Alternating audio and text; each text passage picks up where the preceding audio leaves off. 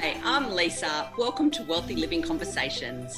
It's here that I connect with a variety of wonderful people to have inspiring and insightful conversations to help you live a more meaningful, connected and well life, both personally and professionally.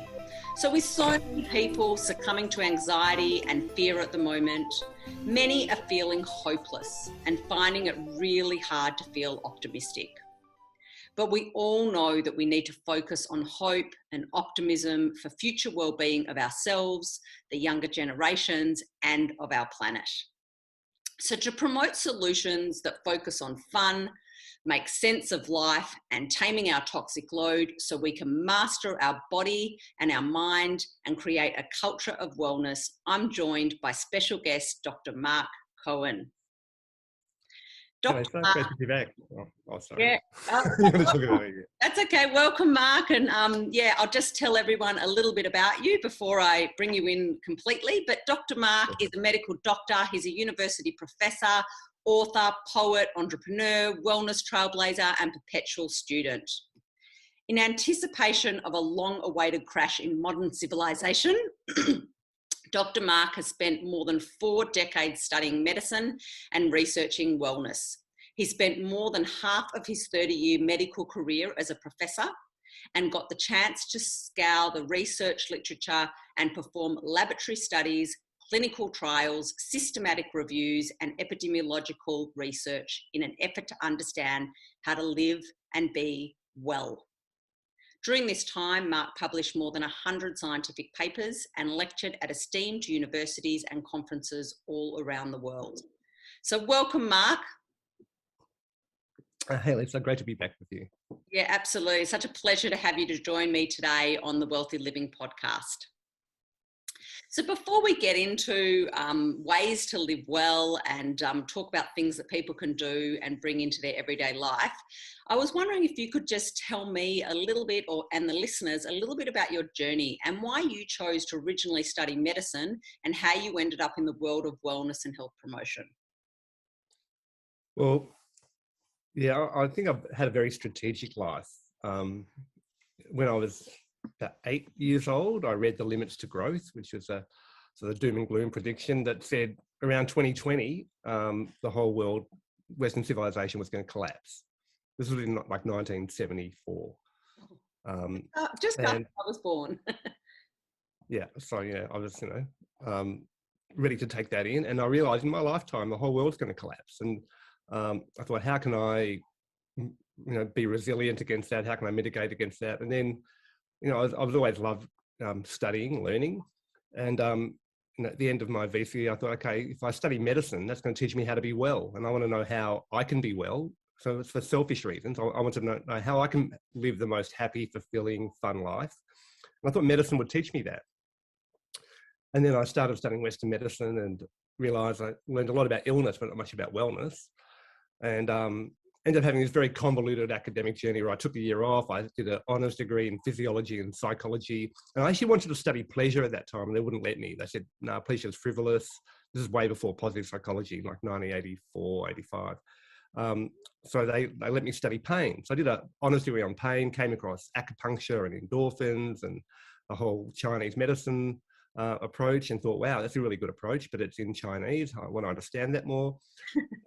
Did 4th year medicine, went back and did a PhD in Chinese medicine, went back and finished my medical degree.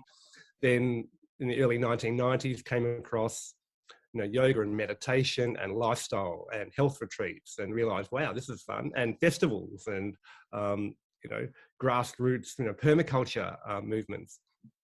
And started practicing as a doctor in medical informatics, ended up doing a second PhD in electrical computer systems engineering, because I was always interested in how technology can help us analyze our problems and help us be well. And I always thought, okay, we'd be able to use modern technology to find out everything you can about a person and then prescribe experiences that they can put in their everyday life to make them feel well. And my definition of well is having the most fun. Because if you're really well, you can have fun. Being sick is not fun. Yeah. And in fact, being sick limits your fun. I almost use that as my definition. So I was very interested in my patients when I was working as a doctor. I did a lot of locum work and then emergency medicine work, finding out what's the most fun they have in their life, what's their highest level of functioning. And throughout the 1990s, I got involved with the spa and the wellness industry.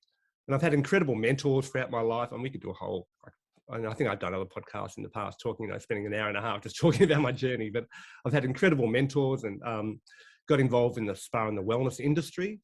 And in the 1990s and in the 2000s, started this sort of millennia. I got an offer as a professor at RMIT. So I went from being, I was the alternative hippie doctor at Monash University in a conventional medical school. And I went from being, the alternative doctor in a conventional medical school. And I got a professorship at RMIT where I was a conventional doctor in an alternative medical school. So I was head of the Department of Complementary Medicine, which taught chiropractic, osteopathy, and Chinese medicine. And at that time, the university went through some restructuring due to, bad computer software. And I ended up, stopping being head of the department because all the departments merged, and had this sort of free ride as a professor. And I created wellness as a discipline. So I created a Masters of Wellness program and started working heavily with the spa and wellness industry, and particularly Mandarin Oriental Hotel Group. I worked with the Veda Corporation and created this Masters of Wellness program, which now allowed me to get all the best knowledge and the best lecturers around wellness. So I think we were the first university program in the world that taught at a university master's level permaculture, yoga, positive psychology, wellness coaching. These are all, fringe things, activities. I was able to bring them all together, create a master's degree. And at that time, I also had a lot of PhD students. And my whole academic career, I've always done research in the stuff that's got no money behind it, that's got no patents behind it. So, I've done a lot of research on yoga and meditation and herbal medicine and lifestyle interventions and bathing and saunas and hot springs and detoxification programs and relaxation and health retreats. So this has been my specialty, which has been a lot of fun because I get to travel the world and go to all these amazing health retreats and make all these wellness leaders, all my peers and colleagues. And for 8 years, I was the president of the Integrative Medicine Association in Australia. So I've always championed integrative medicine and acupuncture. So I've done a lot of research on acupuncture. So yeah, I've always been interested in the stuff that you can do for yourself, the stuff that doesn't take any, a lot of money, doesn't require a lot of time or effort or equipment, and you can do it sort of at home and empower yourself. So they're the things I've been interested in, but most of those things don't have big industries behind them. So it's very hard to get research funding. So then I relied on having really motivated PhD students who do the grunt work, and we do research on a shoestring because it'd be really hard to get grants. Mind you, I think I'm one of the only people in Australia who's got government, NHMRC research for yoga research or for acupuncture research. And we did one of the biggest acupuncture studies in emergency departments that I sort of coordinated. So that's the sort of stuff that I've focused on, which is now I call them simple, practical solutions. So things that empower people. And around end of 2018, I had a whole life change. My mother died, my kids have sort of grown up, and I decided, okay, I'm going to quit my job as a professor and start, I'd graduate. So I'd spent 38 years at university, and I feel, okay, I've got my skill set now. Now I'm ready to go out into the world. But as you do when you finish university, you take a gap year. So in 2019, I took a gap year, which was very well timed. So I got to travel the world. I went to, Thailand and Japan and Singapore, and, traveled through Asia and New Zealand and Central Australia, visiting amazing hot spring resorts and different locations, and, ran some retreats and did some consulting for some luxury hotel chains. And then, started 2020 ready to, okay, now I'm ready to put my offerings out into the world. And then, pandemic hit. And so in the last year and a half, I've been creating quite a few businesses. So I have a water filter company. I have a kombucha wellness tonic company. I have an online education academy. I've been writing children's books and was able to finish one of my children's books that I started literally 38 years ago when I was studying Chinese medicine, which has all this condensed knowledge. And what I've really enjoyed is trying to put all this knowledge together into really accessible forms. So I'm creating a lot of content. So, so I've written 100 peer-reviewed studies on a whole range of, all those different subjects I mentioned, breathing practices and, or yoga, meditation, all those things. But I've also written a lot of magazine articles. I've written books for consumers, for Reader's Digest on doctors' favorite natural remedies. I've written, blog posts and now children's books. And now I'm actually condensing that down even further. And a lot of that's coming out as poetry. Yeah. So trying to condense all this knowledge into forms that are accessible to people and to empower people to actually be happy and well without corporate interference, without relying on other people or big forces outside themselves. Mm-hmm. And there are so many things people can do, but often these things, because they're not funded and there's no industry behind them, they're actually not talked about a lot, and often they're actively suppressed because they compete with these big corporate interests. Yeah. So I've always been on that sort of tightrope between conventional medicine and alternative medicine. Mind you, I remember it was in 1991, it was like literally 30 years ago, I graduated as a doctor and I started working in medical informatics at Monash University. I had a great mentor there, Branko Chesnik. But I was working in medical informatics and I realised then that one day, and I figured it'll be 10 years away at that time, I'd be able to be a fully online medical doctor, and that I'll be able to prescribe medical cannabis. Cannabis would be seen as a medicine. So that was 30 years ago. And it's taken, I thought it would take 10 years. It's taken 30 years for that to happen. But in the last few months with lockdowns and the pandemic, it's actually now possible to be a fully online medical doctor and to prescribe medical cannabis. So it's been a 30-year journey for that to happen. So I'm sort of exploring that avenue as well. So there's lots of sort of converging paths that I've taken that are now brought me to this point where, I've got a lot of content to share. So I'm really grateful to be, doing podcasts and getting these messages out there, because I realize I'm actually really lousy at marketing. I mean, I love putting products together. I love creating products. I love doing the research behind the products, and we're still doing a lot of that at the moment. But once I've created something, then I'm going to go create the next thing. Getting it out into the world is not my skill set. So I need to partner with people who can do that. So I'm really grateful to be here sharing with you. Absolutely. And I'm really grateful to have your wealth of knowledge on the podcast today. And, we all got our zones of genius. So just, you don't have to be good at marketing because you love collaboration and community. And I'm sure there's someone who can partner to do that. So fantastic to have you here today, and to hear just even in those last 10 minutes or however long we've just spoken for, your journey, because you really have designed your own life and shown you are a perfect example of how you can really do that, to design your life so that you do maximize joy and fun, as you call it. Well, I'm still doing it. So one of my big things is how to turn your home into a health retreat. And I've got all these techniques to do that, but I'm actually physically doing that here in Warrandyte at my home, where I've just built a beautiful finished sauna next to the swimming pool with a filtered water shower and a pergola, and and I can do rinse, hot, cold, rest, repeat up in my and I've got a pirate ship treetop cubby house that's up in the trees. It's like this treetop pirate ship, and I'm turning and I've got edible gardens and permaculture gardens here. So I'm trying to walk the talk and turn my home into a health retreat, but also to create that with my community. So I have these building, bonding, bathing weekends where people come over, my friends come over, and they help me build stuff at home, and they learn how they can do it themselves. And then we turn on the music, and we turn on the sauna, and fire up the pizza oven, and we have a party.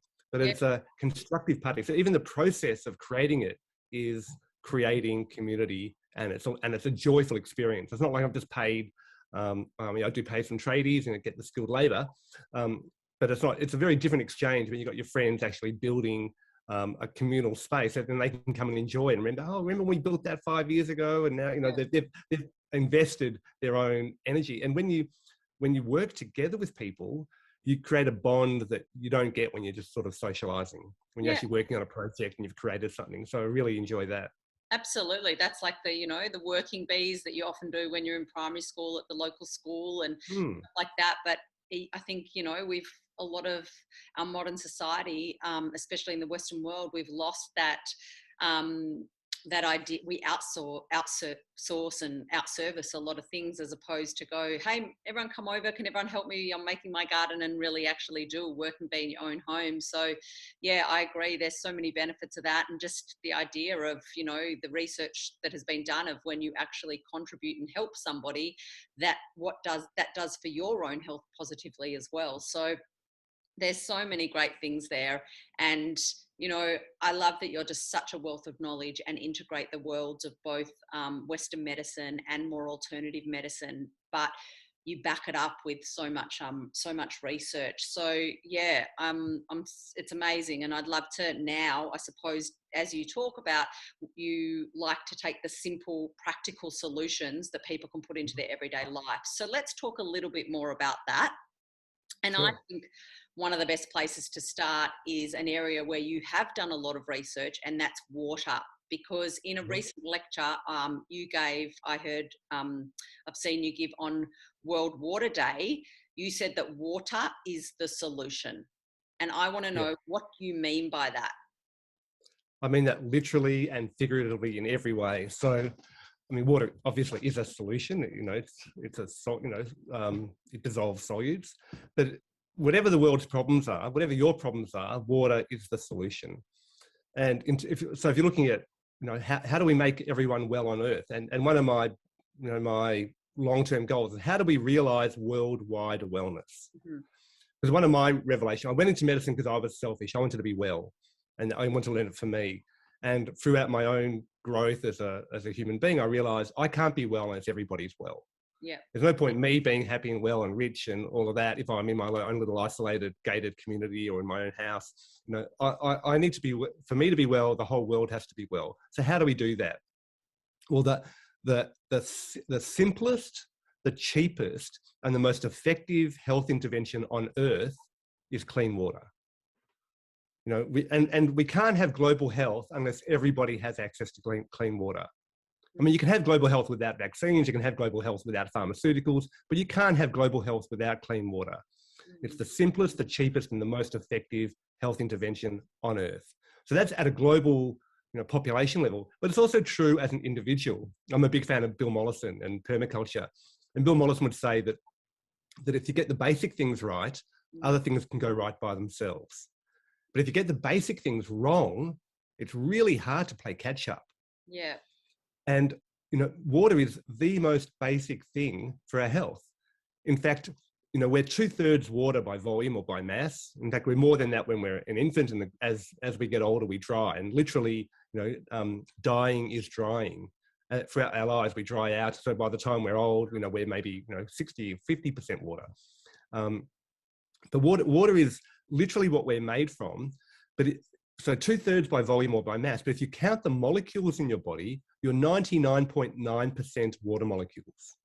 Wow. And that's because water is super tiny compared to, you know, collagen or nucleic acids or protein or these other massive molecules. So they're all bathed in this structured water.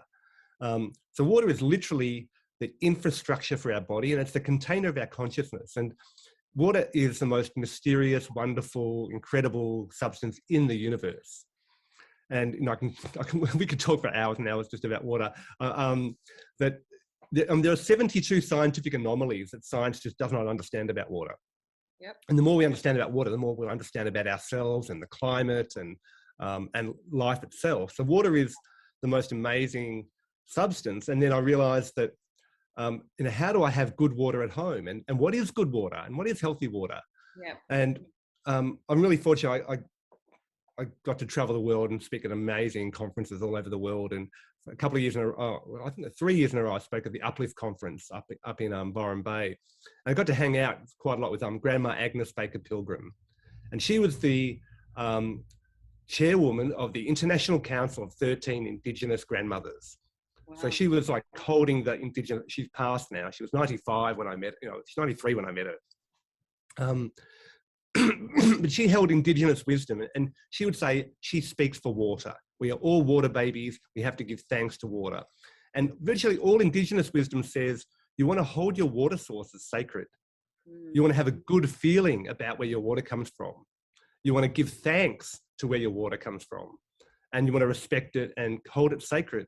Well, most people's water comes from a municipal supply through a meter that's metered. It comes pre-poisoned, you know, with fluoride and chlorine, and it comes in through a tap and you pay for it. So that's not ideal water. So when I think about all the different qualities of water, I've come up with 5 basic qualities that water, you know, really healthy water to be well has. And it's water needs to be filtered. And that means you get the toxic stuff out of it, because drinking less poison is good for you. You know, and if you don't use a filter, you are a filter. You know, it sounds obvious, but yeah, and there's a lot of toxic stuff in water, whether it's, you know, pesticides or pharmaceutical residues or solvents or volatile organic compounds or microbiological contamination or heavy metals. There's so many toxic elements in water, and then stuff that they deliberately put in, like chlorine, which is the reason why they use chlorine in water. Chlorine is so poisonous, so toxic, that even at 0.5 parts per million, when it comes out of your tap, it will kill bacteria. And, you know, so they use it because it's poisonous. But ideally, you don't want to have that stuff on your skin and in your body, because bacteria are your friends. The bacteria on your skin protect you from bad bacteria. The oils on your skin that are secreted in the little clefts, they protect you from the sun. They protect your skin from drying out. They protect you from aging. They feed the good bacteria that protect you from the bad bacteria. So if you're bathing in chlorinated water, you're stripping those oils away, and you're drying out your skin, you're changing the bacteria flora on your skin, and if you're drinking it in your gut as well. So you want to filter your water. Then you want to have structured water. And there's a whole lot of science around what structured water means. Gerald Pollack is a proponent. He talks about the 4th phase of water, which is the gel phase or exclusion zone water. And there are many ways to structure water. Water naturally gets structured when it passes through magnetic rocks. It naturally gets structured as it goes down a mountain stream and forms little vortexes. And there's some really great research on structured water that shows that if you have structured water, the calcium crystals go from calcite, which is like a brick shape, to aragonite, which is like a little rhomboid shape. And the brick shape can build up scale, and that scale forms on your pipes and in your kettles and your heaters. It also forms on your glass surfaces. You know, your shower screen might have this like white filmy stuff you've got to scrub off. Forms on your hair and your skin. Plants can't absorb it as well. But if you have structured water, that calcite forms into aragonite, which makes it more soluble, which means plants can grow better. It means if you clean, even without detergents, the water will clean better. But if you use detergents, you'll get more lather and no soapy film residue. It means your shower screens and your windows will stay clean. Your hair and your skin will feel better. If you make concrete, you get stronger concrete. If you make bread, you'll get moister dough and more, you know, better bread. So that's due to the structure of the water. And the devices, you know, I sell a device that has these little plates of silver, copper, and zinc with little holes in them, and it forces the water to go into vortexes. And when water forms a vortex, in the middle of that vortex is like a vacuum, and it forms cavitation bubbles, which means it can outgas toxic gases like chlorine and carbon dioxide. And that carbon dioxide that is dissolved in water makes the water slightly acidic, because carbonic acid is acidic. So if you expel the carbon dioxide out of water, the water naturally becomes alkaline. So that's, you know, so you filtered the water, you've got the toxic stuff out, you've structured the water, then you balance the pH in the minerals. And you do that through the structuring process, getting out the carbon dioxide, making sure you've got, you know, good minerals in there. You don't want to have pure water. You don't want to have distilled water or reverse osmosis water. That's a very aggressive solvent that doesn't hold charge.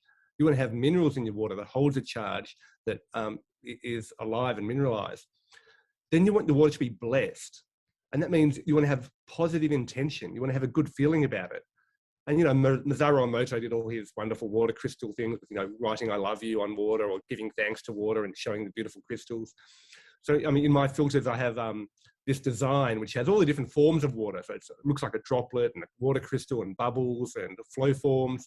And it's got sacred geometry with Metatron's cube, which contains all the different platonic solids. And the lines that create Metatron's cube, I've actually got the graphic designers to make that text. And that text says, "I love you, I respect you, I thank you, I bless you, I am you." over and over and over again, written all over the design. So the filter is actually beautiful, but it's got a lot of positive intention, a lot of thought. Each of the print files for the decals that go on the stickers is like a gigabyte.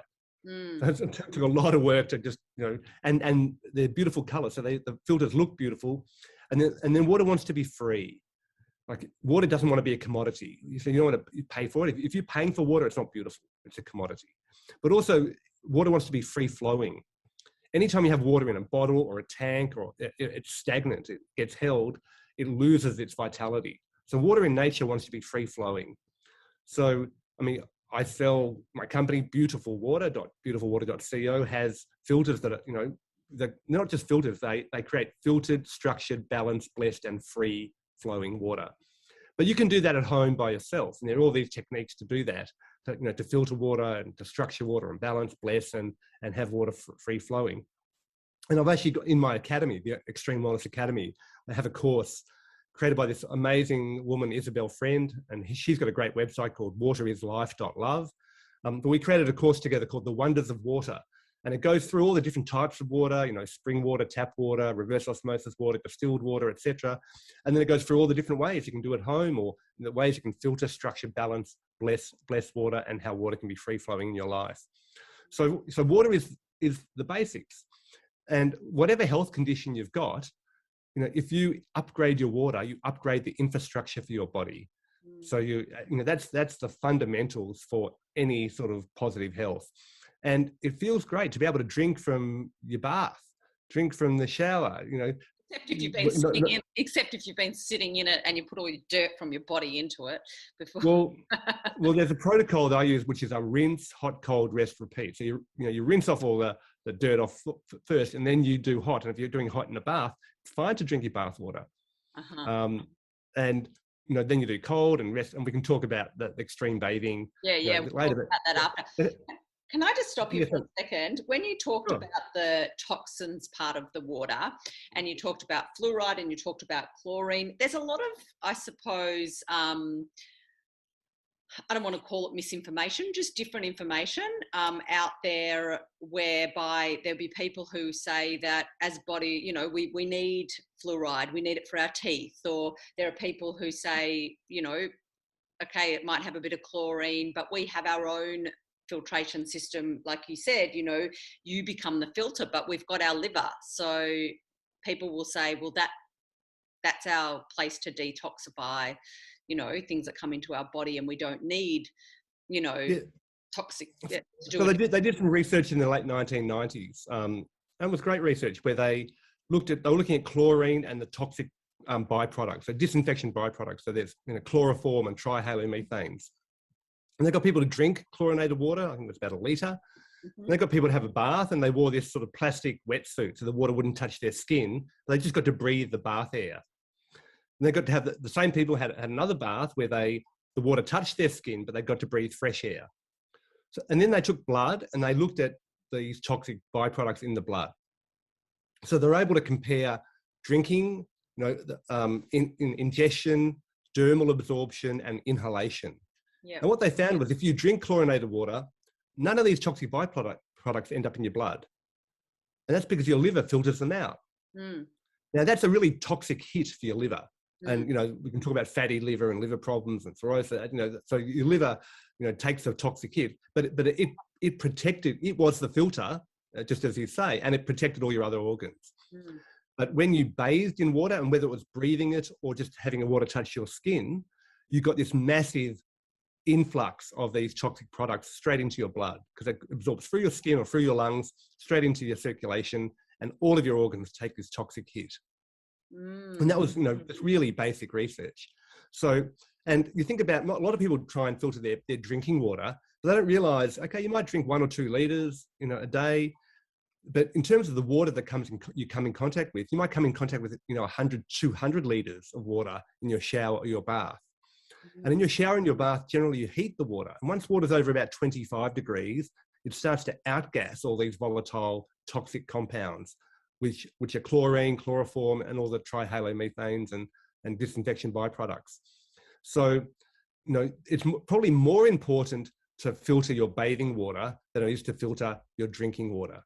Wow. And most And, people and would think most people, if they're going to use filters at all, are more likely to put it on their drinking water, like, you know, even on the kitchen sink tap, correct. than they are definitely in the, you know, to put a shower filter.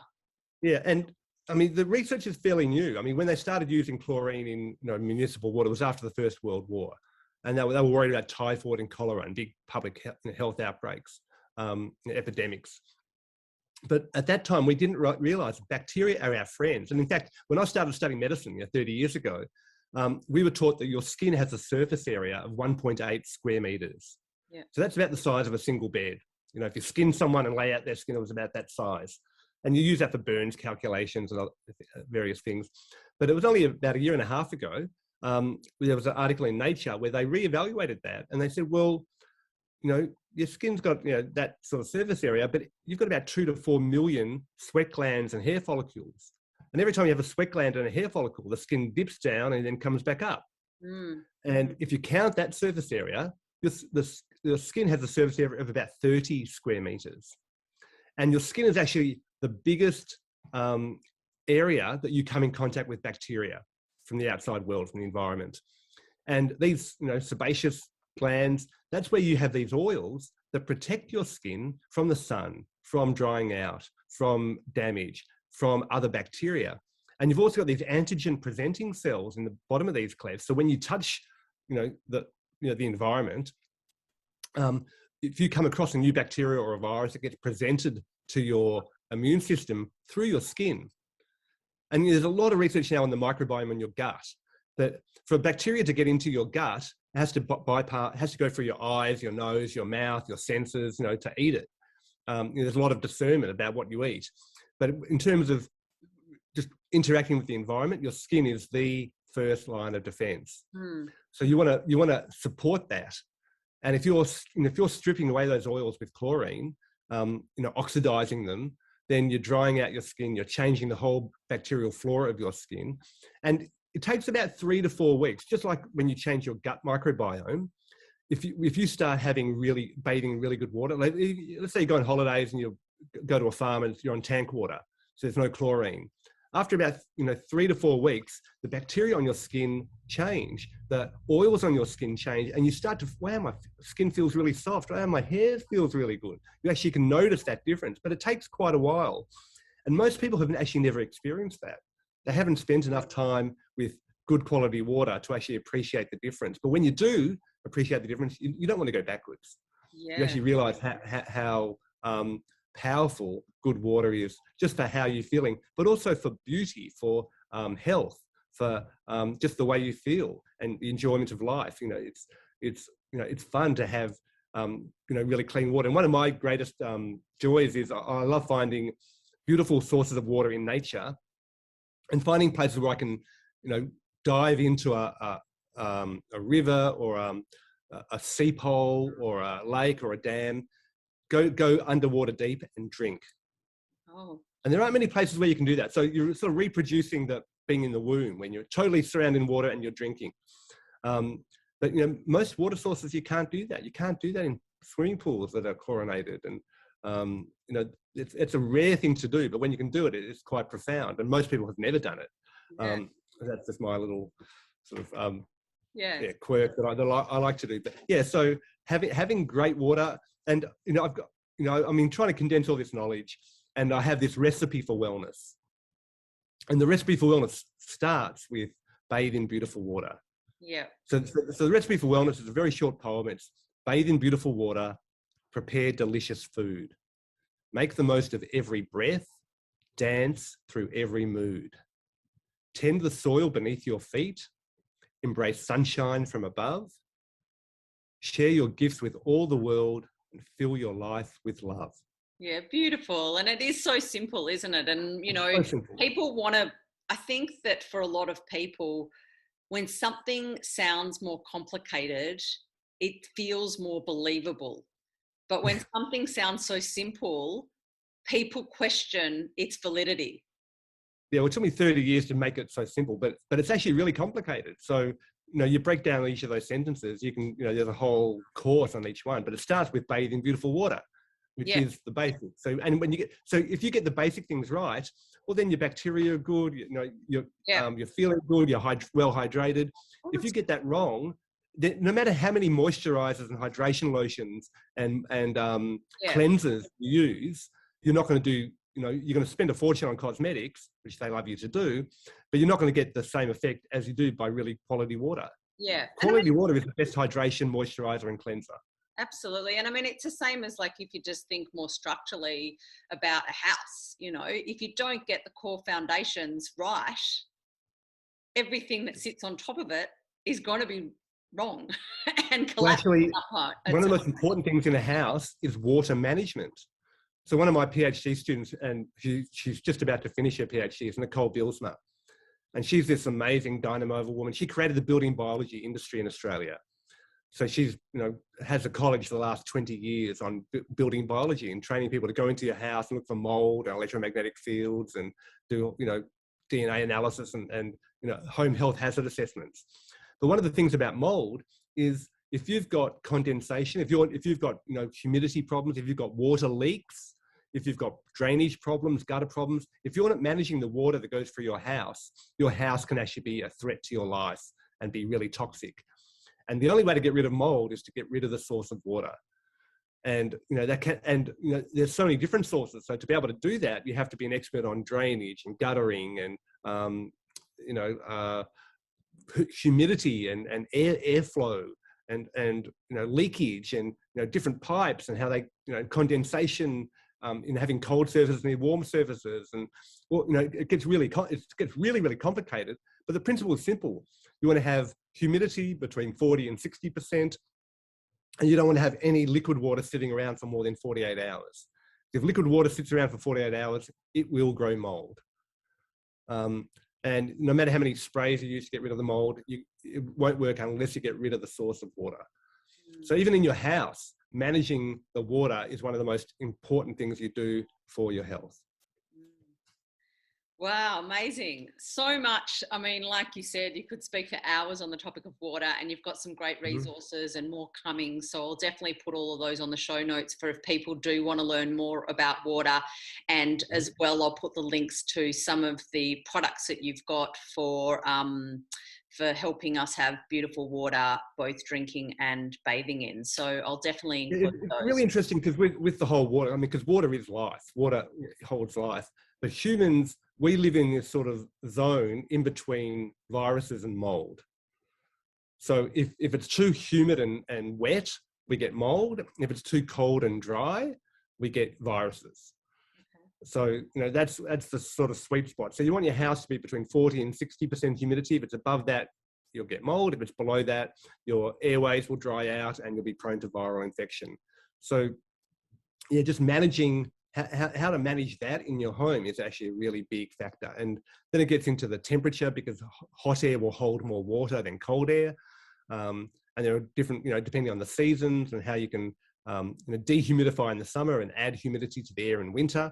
And the government need to employ you at the moment, Mark. I think the government need to employ you to go into the school spaces and in all these other places to actually work out the best temperatures and the best, you know, the best, like you said, humidity levels and otherwise, to work out what to reduce the viral, you know, potential viral spread inside.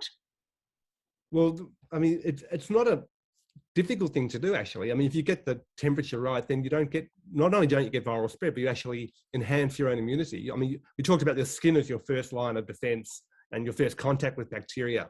But in terms of viruses, the first, and especially respiratory viruses, the first line of defense is your nose and your nasal cavity. Yeah. And that's a very sophisticated organ. It's actually a dehumidifier or a humidifier. So, you know, your nose humidifies the air that you breathe. It warms the air that you breathe. And it's got a very sophisticated, you know, I can dive deep if you want to, but it's got, you know, you've got two kinds of mucus. You've got the wet sort of mobile mucus, and you've got this sort of thick, sticky mucus, which rides on the top of the wet stuff. And underneath the sort of slimy, wetter mucus, you've got these cilia, which are sort of these little things that sweep the mucus continually. So the sticky mucus grabs the viruses that you breathe in and bacteria and dust pollen, and if there's a new one, the cells can reach up and then show the antigen presenting cells, hey, there's something new in the environment, check this out, and let's make some antibodies to it. But that gets constantly into your sticky mucus, the thinner mucus makes it, rides on that little conveyor belt, and it constantly gets sort of put into your back of your throat and you swallow it. And that's how you expel viruses and come to know about new viruses. But if the air is cold and dry, that thinner mucus dries out and you get cracks in the epithelium and the cells don't work, can't present themselves. And that's where viruses can actually penetrate. So protecting your nasal cavity, and these simple practical solutions in Australia, you use steam with some eucalyptus oil and you breathe in some steam and you humidify your nasal cavity. But first of all, having your environment nice and not really humid, but having a good humidity, so you can constantly clear the build-up in your nose. That is, one of your first viral defenses. And then, of course, we have fever, just body temperature, and I can talk a lot about that too. I've done research on that, and at the start of the pandemic, I was talking about how, well, if you're scared about viruses, just raise your body temperature, and you'll get all the benefits of fever. Your immune system will become more fluid and more active, and that's what's been done for 600 million years. So for the last 600 million years, every fish, insect, bird, reptile, and mammal has raised their body temperature when they have a viral infection. And mammals create fever, but fever actually takes a lot of metabolic energy. It's pretty tiring to generate a fever because you've got to generate the energy. But humans, for countless generations, we've actually used the environment as a source of heat. So we bake in the sun, or we go into a hot spring, or we go into a steam room or a sauna or a hot bath or a hot shower, and we raise our body heat using bathing. And when you do that, you get all the benefits of fever. You get all the immune boosting and antiviral properties of fever, which are profound. But you don't have to waste your own metabolic energy. Mind you, it does make you tired. And when you do that, when you raise your body temperature externally, you're having saunas or hot baths, you actually get tired and you sleep really well. And that's also got a lot of benefits, because once you sleep well, again, getting the basic things right, when you sleep well, whatever other problems you've got can sort themselves out. But if you don't sleep at all, that's getting the basic things wrong. It's really hard to play catch up. Yes. It's really hard to be healthy if you're not sleeping. So again, sleeping really well is one of the basic things we can do for our health. Yeah, isn't it? There's so much ripple effect, isn't there? So when you get one thing right, then that leads to another thing right, leads to another thing. It's like, I find that I have a lot of hot showers in winter just because it just helps me, one, stay motivated because I get really good downloads in the shower. But two, every time I feel cold, it just like warms me up, or I just feel better. But what I have found is that I haven't been sleeping as well lately due to my midlife age. And and when I have a hot shower at night, it definitely helps me get to sleep so much better. Yeah, well, your body naturally falls asleep when your temperature is dropping. So it's really hard to go to sleep with cold feet. Yes. Because you lose temperature, you lose a lot of heat from your legs because there's not a lot of fat around your lower legs. So it's, blood vessels are close to the surface. But if your legs are cold and vasoconstricted, it's hard for your body temperature to drop. And that's, your body likes to be warm. And then as your body temperature drops, that's when you're naturally not off to sleep. So having a warm bath or warming up your feet, and even just a warm foot bath before you go to bed, can really help you sleep well. And you've got a water bottle, a hot water bottle around your ankles and around your legs, just to warm up your legs, and then you can move it away. Mind you, it's not good to have, electric blanket or a hot water bottle all night, because you naturally want to have your body temperature lower when you sleep. Yeah. So to artificially raise your body temperature while you're sleeping is not a good thing.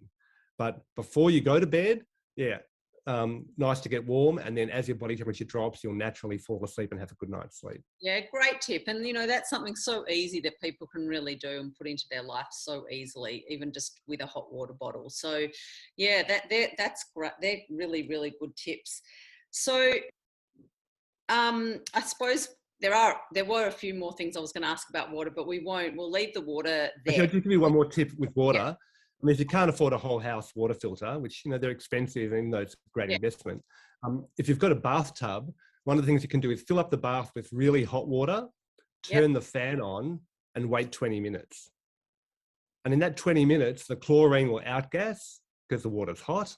And then you come back, the water temperature is a better temperature. You've got to be careful there's no kids around because you don't want kids jumping in this really hot bath. But yeah, if you have your bath hotter than you can bear, wait 20 minutes with the fan on, then you can have a relatively chlorine-free bath just by letting it outgas. Oh, that's a great tip. I might try that. Yeah, worth it. Perfect. Thank you so much. Yeah, that gives so much information on water. And like I said, for anyone who's listening, Mark's got a whole lot more resources on that. So yeah, if you want to find out more, definitely check the links that I'll leave in the show notes and you can follow up more on that. So if we move forward on other ways we can, boost our immune system or reduce our anxiety. So there's a lot of stress going on at the moment, a lot of fear, and we all know when there's so many research papers done on stress and the impact that it has on our physiology and, on our general health and well-being. And obviously, it's really hard to be really unhealthily stressed or really anxious and feel joy at the same time. So let's talk a little bit about ways that we can reduce the stress, and let's not get too scientific with it because obviously I'm aware of time. So let's keep it simple. And I've seen you talk about really 10 hacks to relax. Like if someone's feeling really stressed or they're very anxious at the time, what are some things that, what are your 10 hacks to relax and why do they work? Yeah, so thanks for that. I love talking about this stuff. And fear is dangerous because when you got your two sides of your autonomic nervous system, sympathetic and parasympathetic. So you've got fight and flight and rest and digest. And your fight and flight system, and they're both really useful, but you want to balance them. You want to have a good balance between the two. And your fight and flight system is about putting all your attention outside your body. Yes. So you're getting ready to fight for your life in a battle or run for your life from a tiger or, some danger. And to do that, all the blood has to go to the outside. You want the eyes wide open. You want your muscles tense. You want to be able to breathe fast. It's really, a life-saving thing. So to do that, you actually turn off your immune system. You turn off your digestion. You turn off any healing systems because you don't want to waste energy healing when you're in the middle of the battle. You want to use all your energy just to fight for your life. And then if you've escaped the tiger or you've won the battle, you go back to your cave and that's when you rest and digest. That's when you recover. It's when you heal. It's when you nurture your body. It's when you eat and sleep and make love and regenerate. That's your rest and digest. And you want to balance those two. So if you're in a constant state of fear and anxiety, you're going to have turned off your immune system. You've turned off rational thought. Yes. So you can't make as good decisions. And ideally what you want to be able to do is to be able to be in a stressful situation, but be relaxed. I call that the James Bond effect because, the thing we all love about James Bond is, all these things can be exploding and there's all this chaos that can be going around and he can just be cool, calm and collected and know which door to escape from or who to shoot or who to kiss or, he can be really calm and relaxed in a stressful situation. Yeah. So, so we can practice doing that. And there are some basic stressful situations like hot and cold, like a really hot bath or a sauna or an ice bath or a cold water shower are stressful. So we can practice doing that. And I did a lot of lecturing with Wim Hof and, traveled with him on his tour. And I've actually done a lot of workshops where I take people in through ice bathing. And that's a really stressful situation. It actually reproduces the body chemistry and the breathing pattern of trauma and anxiety. Because when you go into an ice bath, you start to hyperventilate. And that can reactivate any past trauma. Because if you've had past trauma, you recreate that body chemistry and you get this state-dependent memory. And it starts to bring it up. So I was trying to get people to relax in an ice bath. And because I know physiology, I've studied for a long time. So I came up with these activities and they end up as a poem now that's a song and it's a little dance. And so I call them the 10 hacks to relax. And the 10 hacks to relax are touch all your fingers, wiggle your toes, soften your stomach, breathe through your nose, sigh, smile, swallow, sing, flutter your eyelids, and focus within. Mm. So all of those things are parasympathetic activities. Mm. You know, touching all your fingers, fine finger movement and fine toe movement activates a big part of your brain. So when you're fighting from the, running from the tiger or fighting for your life, your fists are clenched and you're not, thinking in terms of just fine finger movement. So it's only when you're relaxed that you write or sew or paint and do fine finger movements, and a lot of it's to do with breathing. So softening your stomach, breathing through your nose, sighing, all relaxed breathing patterns. So, and if you can control your breath in a stressful situation, that's when you can really start to collect your thoughts, bring your physiology back to a state of really assessing what's going on, and then make the best decision of what to do. Whereas if you're in a constant state of fear, you're just reacting and you don't have time to think properly, and your brain actually turns itself off. You don't have that, calm thing to sense of what's going on. So the hacks to relax are just physical things you can do to tell your body you're safe, you're in control. So, and I call it emotional first aid, because these things allow you to relax on demand. Yeah, and they're so good, and they're things that are so easy. Also, I think for kids, you've got a lot of people, at the moment, a lot of kids are going through a lot more stress and anxiety than they may have, in the past, with everything that's going on. And, these are really simple things that you can get your kids to do, and they don't have to understand why they're doing them. But if you're just getting them out of that state and you're just saying, well, touch your fingers, wiggle your toes, soften your stomach, breathe through your nose. Yeah. And then, in fact, it's amazing. I've done this a few times. When you have a group of kids together and they're all a bit rowdy and unruly, you say, let's all do this little dance, and you do it with them. And it takes about 20 seconds to do this. Yeah. But you'll find that this unruly group of kids will all become calm and relaxed and focused. Yeah. Just in that 20 seconds of doing these physical activities, because the activity anchors the calmness that then goes into your mind. Absolutely. So anytime you're anxious, if you're scared, if you're in pain, like you're at the dentist or you're in an uncomfortable situation, if you do these activities, you'll calm yourself down. Yeah. I mean, I think that there's probably a lot of examples whereby you do things as a little kid, like even the song Head, Shoulders, Knees and Toes, or, things like that, where you're touching things that once you're past a certain age, it's almost like society, social standards has said that you can't do that unless you're still under 5. And yet these are things that probably help everybody. And actually, if an adult did them, they'd probably feel silly, and just feeling silly alleviates stress. Yeah. But you know what? People don't even have to know you're doing it. You can be touching your fingers, wiggling your toes, softening your stomach, breathing through your nose. People don't even have to know. Yeah. You can do it very, under the radar, but it really does have a big effect on taking control of your body and then be able to react to a stressful situation from a place of being calm. Yeah, brilliant. So we've talked about those relax hacks, and you touched briefly on your on what you said when you were about to talk about those. You talked about this extreme bathing or hot and cold, and how to get people relaxed in that somewhat stressful situation. So let's go use that as a segue to go into a topic which I know that you're really passionate about, which is extreme wellness, and that it's gaining a lot of popularity.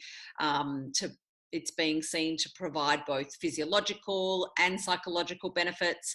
So maybe we can talk a little bit about what extreme wellness is and some of the benefits. So extreme wellness is a term I coined where you can find extreme comfort in any situation. Mm-hmm.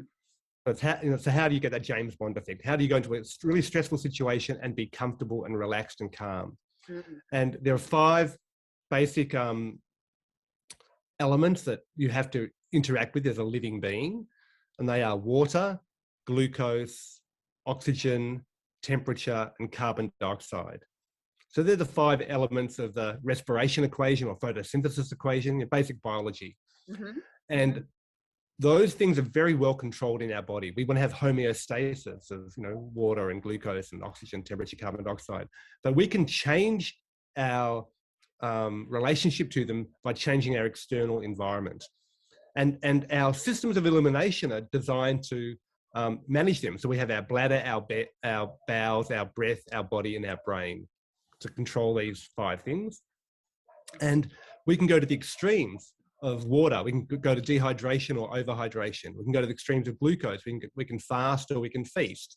Mm-hmm. We can go to the extremes of oxygen. We can, hyperoxygenate our body, or we can, hold our breath and get rid of our oxygen. We can do hot and cold with temperature, and we can do the same with carbon dioxide. We can blow away all our carbon dioxide, hyperventilating, or we can hold our breath and do activities that raise carbon dioxide. So these are things we can do through, conscious manipulations to go to the extremes. And when you go to the extremes of these elements, it's life and death. Like, if you're too hot for too long, you'll die. Yeah. If you're too cold for too long, you'll die. Yeah. And it's not just you'll die. And these are stresses that just aren't psychological stresses or just for humans. Every living thing on Earth lives within a temperature window. The reason why we have life on Earth is because water can be liquid. Yes. On our planet, and life needs liquid water. So it's not just you; it's the bacteria in your body that any living thing, all the cells that make up your body respond directly to heat. Yes. And the way your body manages heat is by moving water around, and it does that in form of blood. Because water transfers heat 25 times more effectively than air. So your ability to move blood around is the way you thermoregulate. It's the way you give off heat or preserve heat.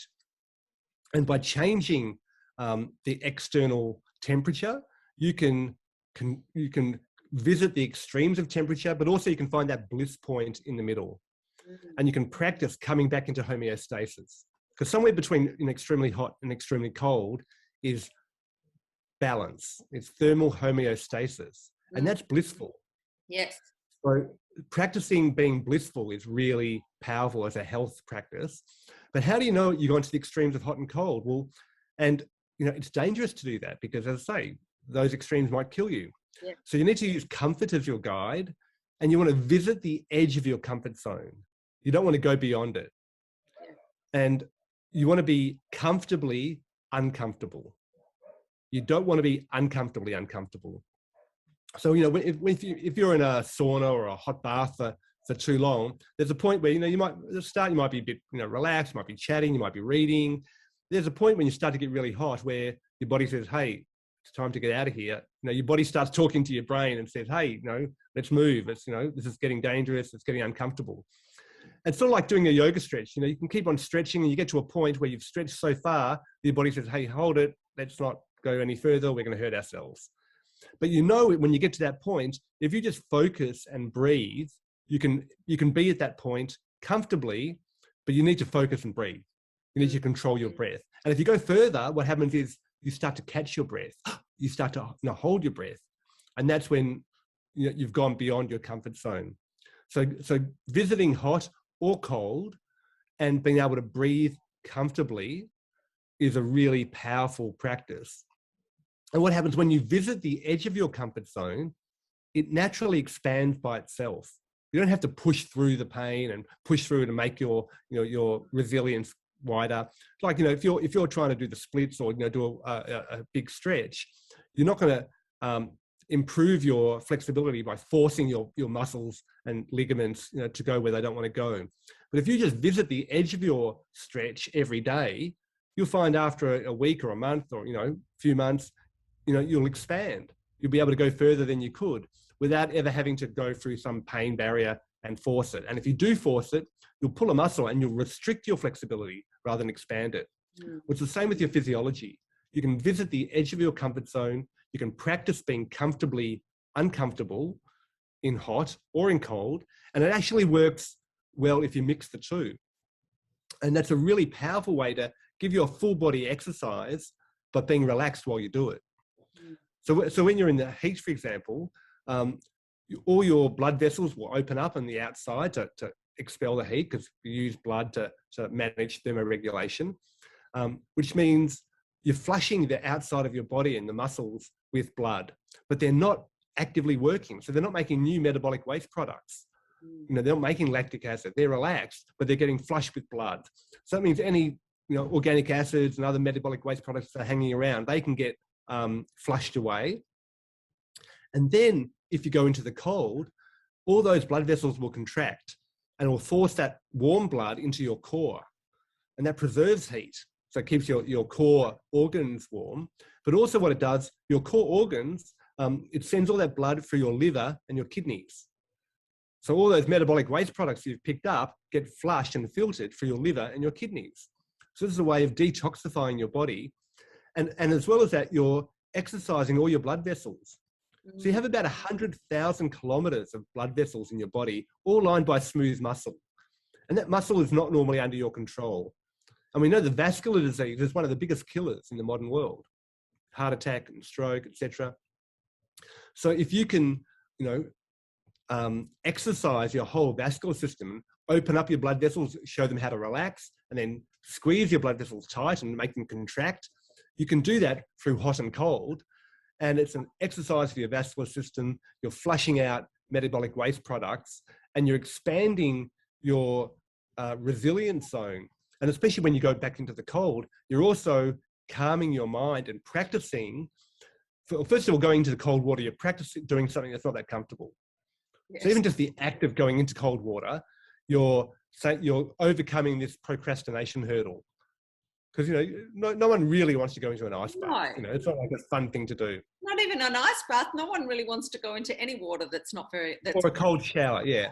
but knowing that you're going to be safe and knowing that you can do it, and when you do it, you are going to be safe, is already a hurdle that you've practiced. And that goes off into your general life. So if you have a hot and cold shower in the morning, then any other job you have to do that you didn't want to do, or that difficult conversation you didn't want to have, you've practiced doing something you didn't want to do and being okay with it.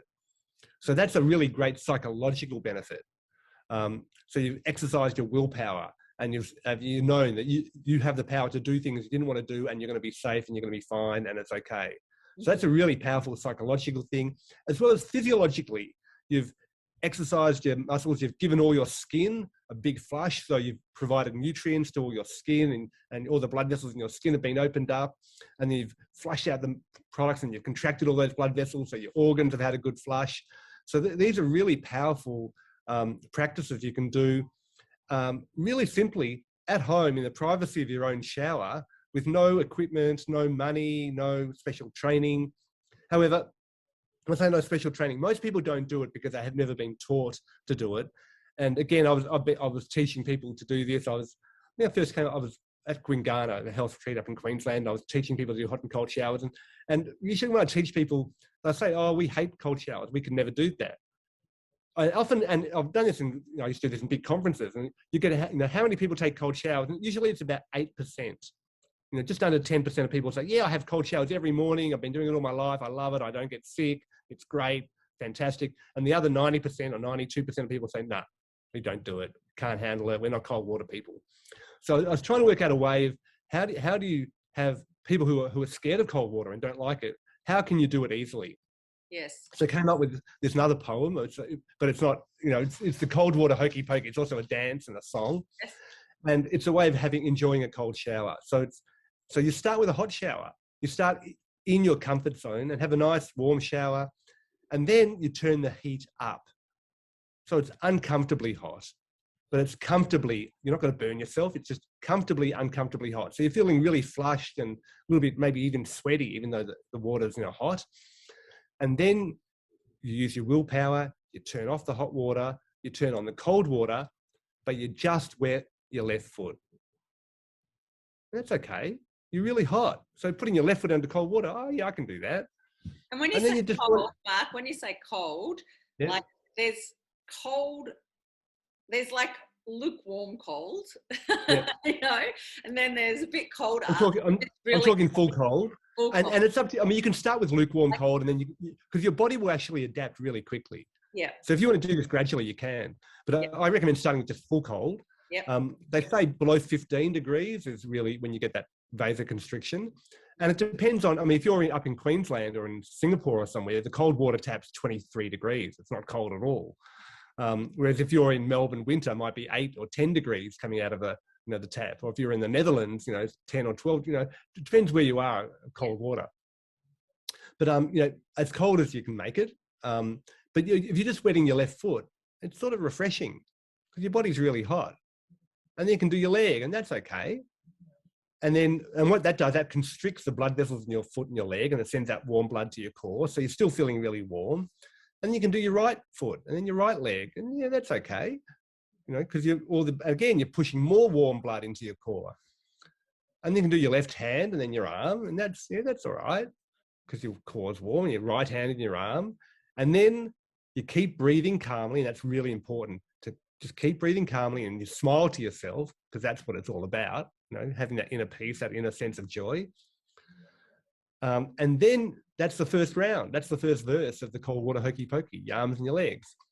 And then you take a big breath in, and as you're slowly breathing out, you put your left side in. And then normally when the water would hit your neck and your blood vessels close to your neck and your chest, you'd gasp. And you do that. But if you're going really slowly as that cold water hits your left side, you'll feel the sensation of cold, but you won't get the panic, you won't get the gasp, you won't get the unpleasantness with it. Yeah. And then you're aware of the cold. So then you put your left side in as you're sighing out, then your right side in, and your front side in, and you turn yourself around. And you keep on breathing calmly, and you smile to yourself, because that's what it's all about. And then if you're up for it, and you might just do those first 2 verses for a few days. And then the next round is you put your whole head in. And again, normally when your whole head and your neck and your face gets into cold water, you would gasp, and you get this sort of sympathetic nervous system response. However, if you're doing it relaxed, because you've kept on breathing calmly, you smile to yourself, you're okay. And then you slowly turn yourself around, and then you can put the cold water, and then you go, oh, hokey pokey, do the hokey pokey song, and put the cold water on your groin, where the blood vessels come near the surface in your groin, on your kidneys, and on your armpits. And what you've done is flushed, your body with cold water. And you'll realize when you do that, it takes about a minute, or even less than a minute. But you'll do that, you'll be able to stand under the cold water and realize, hey, this is okay. I'm under the cold water and I'm breathing calmly and I'm okay. And when you get to that point, turn the cold water off, you get out of the shower. And then, rather than being really hot and going into a cold room and losing heat, you've constricted all your outer blood vessels, and you've sort of locked the heat into your body. So then you're radiating heat out into a cold room. So the heat's coming from your body. So you're actually feeling, really vibrant and tingly and alive. And it's just a great way to start your day. It means you've started the day, singing, dancing, doing something you didn't want to do, and realizing you can do it and it's okay. And it just changes. It's really great for uplifting your mood. It's great for your skin and your hair feel better. It closes the cuticles on your hair, so your hair actually feels more manageable. Your skin feels better, and then you're just ready to take on the day. And any other other thing you didn't really want to do, you've practiced doing that. So it just gives you, it exerts your willpower. So it's such a powerful practice, but there's no money behind it. There's not an industry behind it. No one's going to promote it. There's no one making money from you having a hot and cold shower, using less hot water maybe, so you're actually saving money. So this is not being promoted widely. It's not it's not a product people can sell you, but it's a really powerful technique you can do at home with no money, no equipment, no training, and doesn't take any extra effort other than the willpower to do it and the knowledge to do it, knowing the benefits. And when you do start practicing that, the benefits are obvious. You don't have to think, trust me for the benefits. You'll experience them. You'll feel that in your skin and your hair and your mood, and all these things will just naturally flow on for the rest of the day. And what do you suggest then? Okay, so once people start feeling the benefits of certain wellbeing activities, let it be doing exercise, eating well, having hot and cold showers, there's a lot of things that people know are really good for you. And once they start feeling the benefits of those things, then they're more likely to do them. But there's often a gap between what we know and what we do. And so what sort of advice would you give to the person that says, yeah, that's really good, but Mark, you also said to me that the most important thing in life is joy or fun. And although you might think this is fun because it's in a song, but my idea of, someone say, my idea of having a hot or cold shower, I can know that it's fantastic for me, but it doesn't hit that fun box for me. And life is short and I've got enough crap going on in my life. So I'm not doing that because it's not, because it's just too hard and and they don't have the discipline to do that. So what would you say to that for encouraging that person with that mindset to give it a go? Well, you want to make it fun. That's why the cold water hokey pokey makes it fun. Yeah. And it's 30 seconds. Yes. It's less than a minute. So it's not like you haven't got the time for it. Yes. It's not like you don't have the equipment for it. Yeah. So you start really slow. If it stops being fun, if it's not fun, okay, I've done my legs, I've done my arms, it's not fun. So just do my legs every day for a week. Yeah. And then when you're ready, okay, I'll take the next, go to the next level. Yeah, that's great advice. And once you've done the hokey pokey, you realize, wow, the cold shower is not cold enough. I want it more cold. I can do this too easily.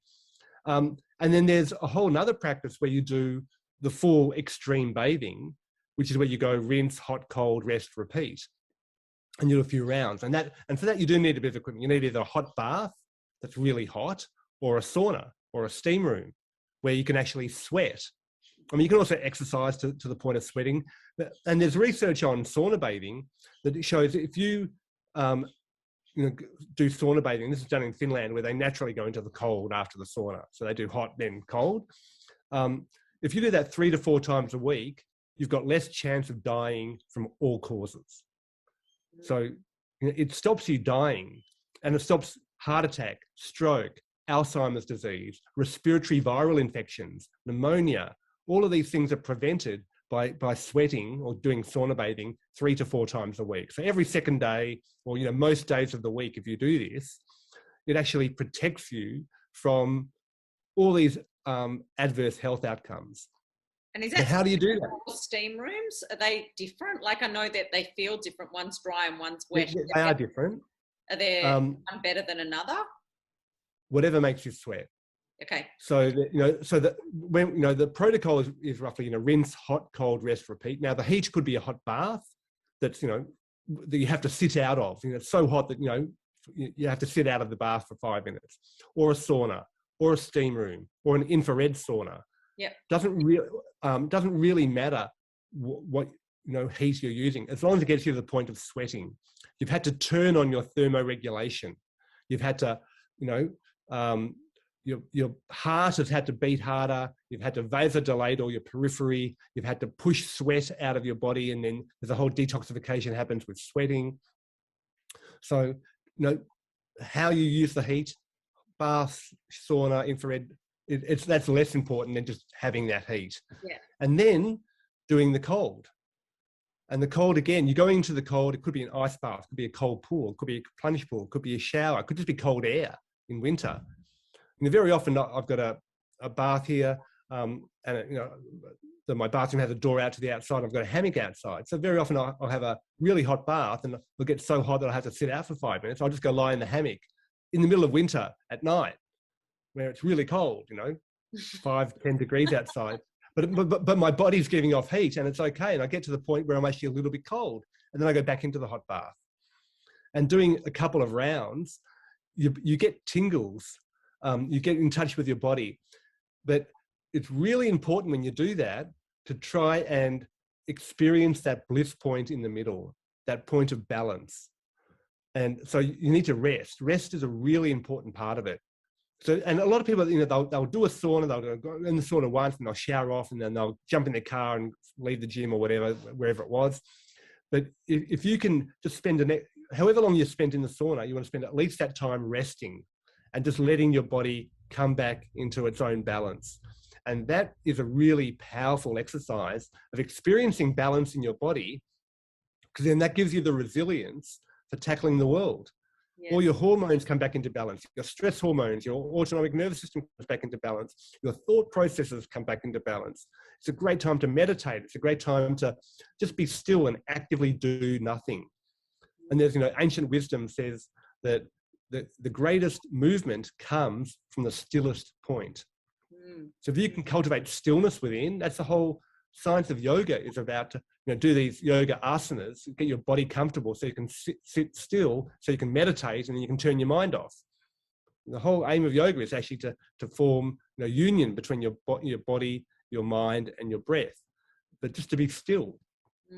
So you can experience that with thermoregulation. And thermoregulation is, as I say, it's one of the most basic forces that life has had to tackle with. So you're actually tapping into this evolutionary wisdom. It's not just your mind. It's 4.5 billion years of evolutionary wisdom has gone into how to maintain thermal regulation. So there's heat shock proteins. There's all this stuff happens at a biochemical level as well as at a physiological level with the cells and blood flow and thermoregulation with your heart pumping more and where the blood gets distributed in your body. So you're getting in touch. All the parts of your body get nourished with blood, and then they get deprived of blood, and they have to work out what their comfort zone is. And experiencing that comfort it's fun. It's actually blissful. And if you can make that as part of your regular routine, and a way to do that is to invite your friends. When we're allowed. When you're allowed, but doing, making social. And if you talk to the Finns, they do saunas. I mean, because they're in really cold environments. Remember, cold environments, they're prone to viruses. So, respiratory viruses naturally happen in winter times when there's less sunshine, there's less fresh food. You're trapped inside, and there's cold air, and the nasal cavities dry out, and you're feeling a bit cold. So naturally, the environments that, the countries that have that naturally have saunas or hot springs or ways to heat up your body to do during those times. But it's a social thing. The whole family gets involved, and you make it a fun thing, and suddenly it's actually fun to build up this resilience, and you build up this community resilience as well. Yeah. Oh my God, you're such a wealth of knowledge. And there's so, out of everything that you've talked about, I could ask you another 10 questions on each little part.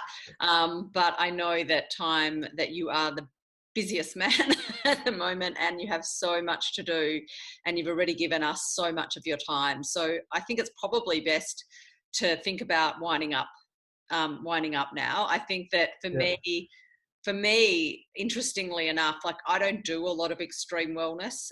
It interests me. I have tried your little hokey pokey dance, and there are times when I do it and then I want to turn the hot water on before I get out because, I want to enjoy that last bit of the shower. But I'll definitely enjoy it at the start. Yeah, I really enjoy it. But you've definitely inspired me to give it another go. And I really do believe the more I think about, we've had so much time to reflect on life and, this time, and the more I think about it, the more I come to the conclusion that our biggest test as human beings is to get comfortable with discomfort or uncertainty. And then once we can master that, everything else will just feel really good, and we will continuously be tested to do that until we get really comfortable with uncertainty. Because I think that what we've even seen now and experienced is that people just don't cope, and stress increases, anxiety increases when there's not certainty. Well, let me leave you with another poem. And at the start of the pandemic, I was thinking, what can people do at home, locked down at home, that will reduce anxiety, reduce fear, boost their immune system, and that require no extra sort of money, equipment, or training. And I've studied natural medicine for 40 years, so I started putting out all these activities and looking at the research behind them, and they all came out into a poem. So I call this the whirl of wellness. So the whirl as in the dance of wellness. Yes. And there's 50 activities in this poem, and they can take you from what I call wired and tired to chilled and fulfilled. Sounds good to me. Or they take you from stressed and depressed to joyfully blessed. Nice. And if you go to my website and you click on the poem, it's actually linked to the scientific research, and there's systematic reviews and meta-analyses and randomized controlled trials on all of these, or at least one of those on all these activities. So there is science behind all these activities, but they're simple. So this is the world of wellness. So hold someone's hand, gaze into their eyes, go barefoot in nature, bask in sunrise, choose a dance partner and go find your groove, do Tai Chi or yoga, mindfully move, share a massage, enjoy healing touch, focus on one thing and don't think too much, make time for a hobby, play chess, fly a kite, make use of your hands, draw, paint, sew or write, help someone in need, donate to a cause, play games, meditate, read stuff from bookstores, turn off your screens, get a good sleep, declutter, spark joy, and love what you keep. Dig around in a garden, pick up a guitar, slip into a bathtub, sauna or spa, care for a pet, take up a sport, go on vacation and make your home a resort, lie in a hammock, relieve pent-up stress, relax and do nothing, and then do even less. Laugh out loud, share a joke, give someone a kiss, say a prayer, chant a mantra, and follow your bliss. Wow. Beautiful, beautiful. And so, you know, I love the simplicity, yet the fact that all of these things have been backed with research. So it's, I think a lot of people who aren't into more of an alternative way or more of a simplistic lifestyle, they might see a lot of those things of that hippie lifestyle as opposed to really thinking that those things are as credible as maybe taking medication or doing anything that's been prescribed in by their doctors or something. And it's stuff that costs money that people make it from. Yeah, right. And I'm not discrediting this. Obviously, I really do believe there is a place for medical and Western medicine. But as far as well-being goes and getting yourself into a place that you give yourself the best chance to be well, all of those things are profound. They are researched and they do work. And they're fun. And they're fun. And they're fun. And that's ultimately, you know, coming back full circle. What do we want to do in life? We want to enjoy ourselves. Yeah. And there's some great tips to be able to do that. So yeah, brilliant. Thank you so much for all your valued contributions for today. You know, you really, really are a wealth of knowledge. And, you know, like I said throughout the episode, there is so many questions and so much more we could talk about. And, you know, you could record a whole series just on your stuff, but then it'd be like a lecture series or a course. So well, I do have some courses and I'm building more. Yeah. So they can go to academy.extremewellness.co is the online academy, and I can give you links for the show in the show notes. You can put into fantastic. So on your Dr. Marc website, is there links to the Academy website? Yeah, drmarc.co, they've got links to all the different activities, Yeah, fantastic. So I'll definitely put all of those links on the show notes. So yeah, now over to everyone that's listening. What is your biggest insight from today's conversation? We would love to know. Leave a comment, let us know. And if you've enjoyed the episode, please share it with your friends and subscribe to the Wellthy Living podcast on iTunes, Spotify, YouTube, or any of your favorite, or whatever your favorite podcast app is. To find out more about my services, you can visit my website at wellthyliving.com.au. So until next time, remember, connection is medicine.